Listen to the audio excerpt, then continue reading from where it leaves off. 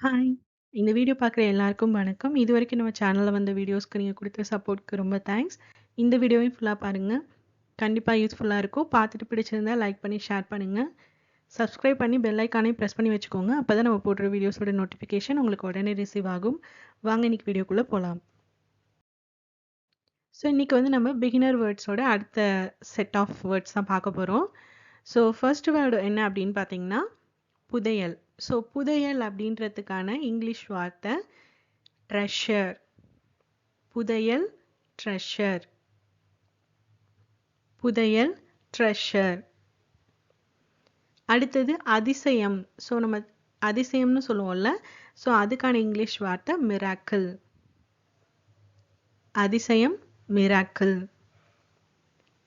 அதாவது அதிசயம்ங்கிற வார்த்தைக்கான இங்கிலீஷ் வார்த்தை மிராக்கிள்.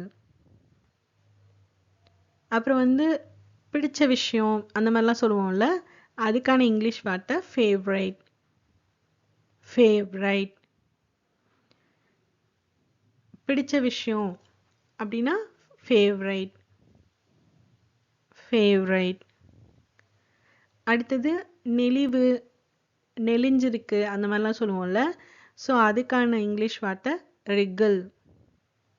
ரிக்கிள். ரிக்கிள். இப்போ இதை நெளி அப்படின்லாம் சொல்லுவோம்ல, ஒரு டப்பா இருக்கு அப்படின்னா அதை நெளி அப்படின்னு சொன்னோம்னா அதுக்கான இங்கிலீஷ் வார்த்தை ரிக்கிள்.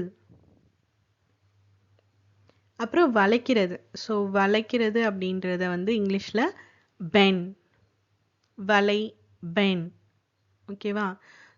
புதையல் அப்படின்னா ட்ரெஷர், அதிசயம் அப்படின்னா மிராக்கிள், பிடித்தது பிடிச்சது அப்படின்னா ஃபேவரைட், நெளிவு நெளி இதெல்லாம் வந்து ரிக்கிள், வலை அப்படின்னா பென். அதாவது வளைஞ்சு கொடுக்கறதுன்னா சொல்லுவாங்கல்ல, அப்படின்னா பென். அடுத்த செட் ஆஃப் வேர்ட்ஸ் பார்க்கலாம். சாய்த்து வை அப்படின்னு சொல்லுவோம்ல, சாய்ச்சு வைன்னுலாம் சொல்லுவோம்ல, அதுக்கான இங்கிலீஷ் வார்த்தை லீன். சாய்த்து வை அப்படின்னா லீன்.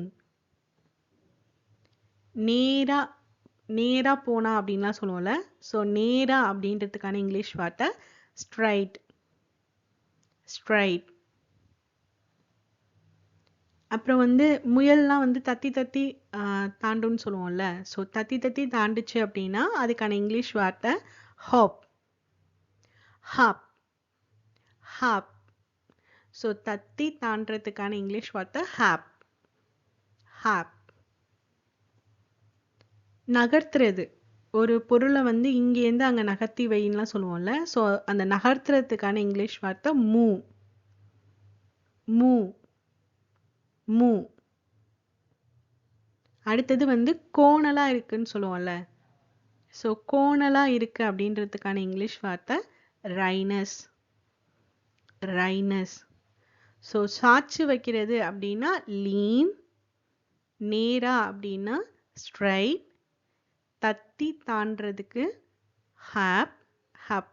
அது வந்து ரெண்டு விதமா சொல்லலாம். ஹப்னு சொல்லுவாங்க, ஹாப்னு சொல்லுவாங்க. ஓகேவா? ஹோப் கிடையாது, அது ஹாப். ஹாப். நகர்த்துறதுக்கான இங்கிலீஷ் வார்த்தை மூவ். ஒரு பொருளை ஒரு இடத்துல இருந்து இன்னொரு இடத்துக்கு நம்ம நகர்த்தி வைப்போம்ல, அதுக்கான இங்கிலீஷ் வார்த்தை மூவ். கோணல், கோணலா இருக்கு அப்படின்னா ரைனஸ். ரைனஸ்ன்னு சொல்லுவாங்க, ரைனும் சொல்லுவாங்க. கோணலா இருக்கு அப்படின்னா ரைனஸ், அப்படி இல்லைன்னா ரை.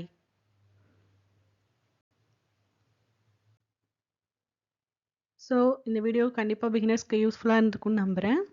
வார்த்தைகளை வந்து திரும்ப திரும்ப பயன்படுத்தி பழகுங்க. அப்பதான் வந்து இன்னும் சீக்கிரமாவே உங்களால இங்கிலீஷ் வார்த்தைகளை உபயோகப்படுத்த முடியும். டெய்லி வார்த்தைகளை வந்து பேசி பழக ஆரம்பிச்சிட்டிங்க அப்படின்னா கத்துக்கிறதும் உங்களுக்கு ஈஸியா இருக்கும். உங்களுக்கு இந்த வீடியோ பிடிச்சிருந்தா லைக் பண்ணி ஷேர் பண்ணுங்க. மறக்காம சப்ஸ்கிரைப் பண்ணி சப்போர்ட் பண்ணுங்க. நெக்ஸ்ட் வீடியோல மீட் பண்றேன். பாய்.